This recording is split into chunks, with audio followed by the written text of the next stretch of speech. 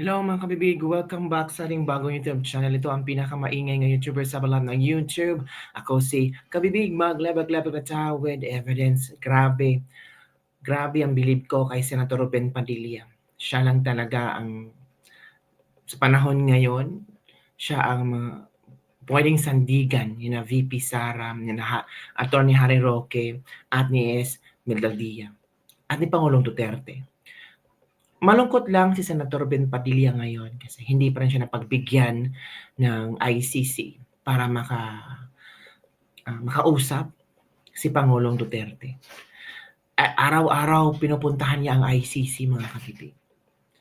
Yung iba sabi, nako, Senador Ben Padilla yan, parang walang yatang nagawa sa gobyerno natin. Sinasahura ng sambayanang Pilipino pero pumunta sa the Netherlands para kay Duterte. Talaga ba? 'Di ba?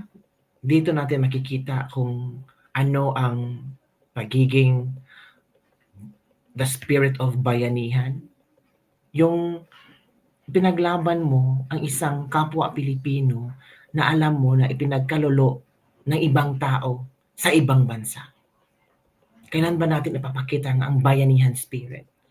Kung ang isang importanteng tao sa Pilipinas ay mawala na.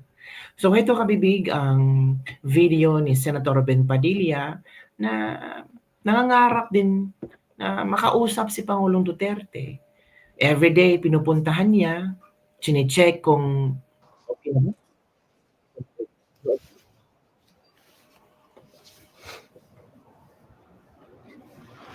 Dito na po tayo sa piitan Everyday yan ha, mga kung kabibig. saan nakapiit ang ating mahal na dating Pangulo, Rodrigo Roa Duterte.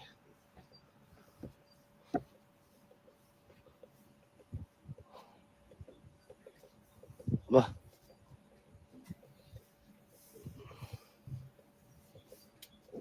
Sa mga DDS, malaking ambag ni Senator Ben Padilla sa kanyang daily updates. Kasi malalaman natin kung kumusta si Pangulong Duterte, anong kaganapan doon.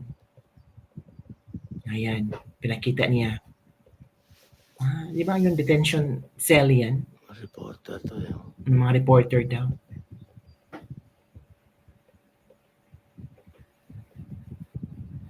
In fairness kay Senator Ben Padilla, talagang galing sa puso ang kanyang pagtulong, ang kanyang pagmalasakit kay Pangulong Duterte. Kahit hindi na Pangulo si Pangulong Duterte ha, talagang ibinigay todo niya ang kanyang pagmamahal at malasakit Hello babe, sa ating former president. good morning dyan, good evening sa inyong lahat. Bismillahi wassalatu wassalamu ala rasulillahi. Assalamualaikum warahmatullahi wabarakatuh. Ito po sa inyong lahat. Hello babe, kay Jenny Cabaluyot, kay Ate Sheila Rose, kay Jules Maravilla Serna, kay Amari Ramilio, Hindi katulad ng ibang senador ba na nagpapabilib, yung walang puso para sa tambay ng Pilipino, yung walang puso sa ating Pangulong Duterte. Si Ruben Padilla, isa sa mga nakatanging tao na talagang bulgar ang kanyang pagmalasakit ni Pangulong Duterte. Gaantay po tayo ng approval ng request natin. Kahapon po, gumawa na naman tayo ng bago.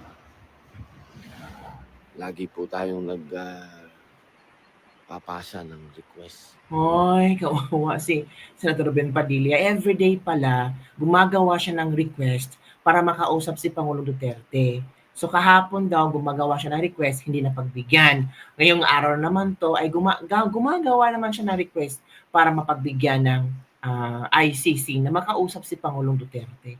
Talagang hindi siya sumuko, mga kababig. Talagang nandun siya. And saludo din ako kay Maria Rodriguez Padilla. Kasi parang talagang sinuportahan niya si Ruben Padilla. At maybe this is how Mariel show kung gaano din niya kaimportante si Pangulong Duterte. Para tayo po ay mapagbigyan, makausap po natin. ang chairman ng PDP Laban. At ngayon po inaasahan natin na yung pinasa po namin kahapon na ang date po ngayon Sana. 19, 20, 21, yan po ang mga date Yung mga huli po kasing walang nangyari.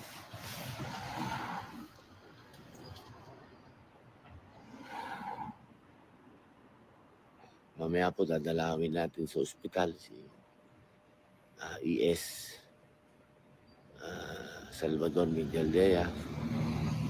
Titingnan po natin kung kamusta po yung kalagayan niya. Ito yung tinatawag na Filipino by heart. Si Attorney Harry naman po ay kasalukuyan na namang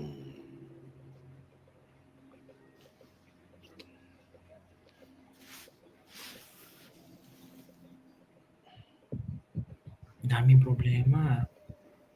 Parang naiiyak na si Ruben. Ito po.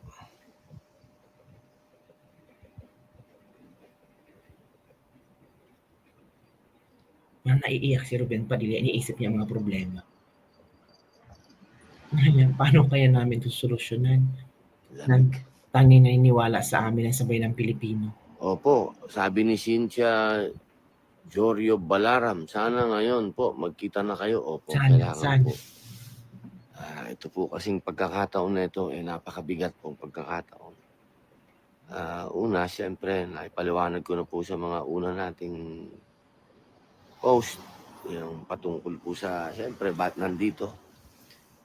Hindi naman dapat sana nandito. Pwede naman tayong naglilitis sa Pilipinas. Tama. Kung saan tayo ang boss. Dito, hindi tayo boss. Tingnan mo, maraming mga kritiko kay Ruben Padilla na sinasabing bobo at walang pakinabang bilang senador. Tingnan mo. Buti pa Senador Ruben Padilla, alam niya kung ano ang batas. Ito ba ang tatawagin kong bobo? Diba? Maraming nagbasa kanya, bobo ka, wala kang maambag sa lipunan. Wow, tingnan nyo ngayon. Sino ang nandun? Sa dami-daming politiko na natulungan ni Pangulong Duterte, sino ang nandun na dumamay sa pamilyang Duterte? Tingnan nyo. Diba? Sa daming humahalik kay Digong, nagmamano kay Digong, tapos sinasabing, ikaw pinakamagaling na presidente, saludo kami sa iyo. Nasaan na yung mga politikong yun? Nagtatago, natatakot. Ito si Ruben Padilla. Natakot ba? Hindi. Ruben Padilla stand firmly to support Pangulong Duterte.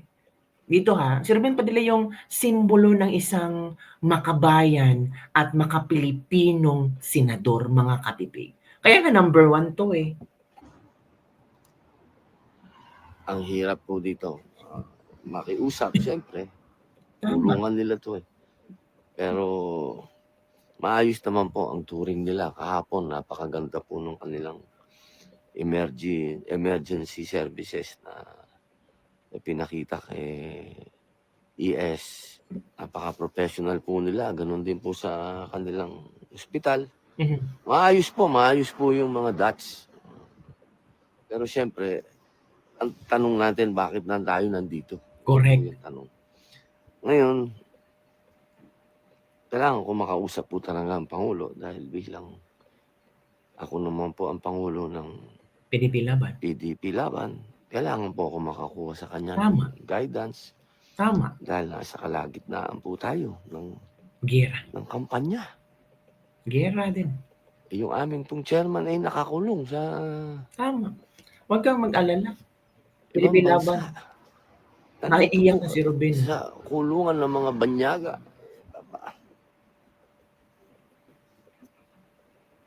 Kailangan ko po talaga makausap si Mayor. We will pray. Sana po mapagbigyan po tayo ngayon.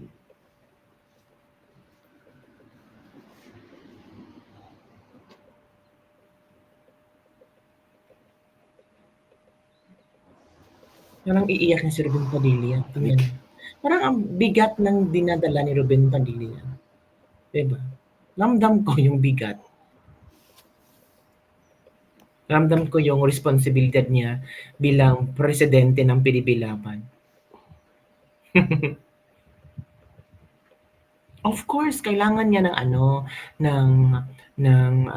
ideya, point of view sa chairman, which is si Pangulong Duterte. Kasi mahirap namang gumalaw na walang bendisyon sa chairman, 'di ba, Kabibing?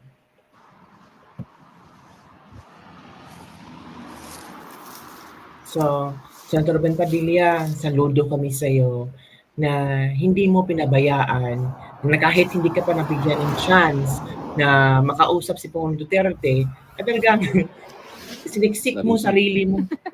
Talagang siniksik mo ang sarili mo. Diba? Tago ka dyan. Bombero din ba yan? Yan, sa kabila? Opo. Yan na dyan? Bombero din yan? Opo. Senador yan, ha? May bombero doon, may bombero doon. Okay. Bakit kaya, ano?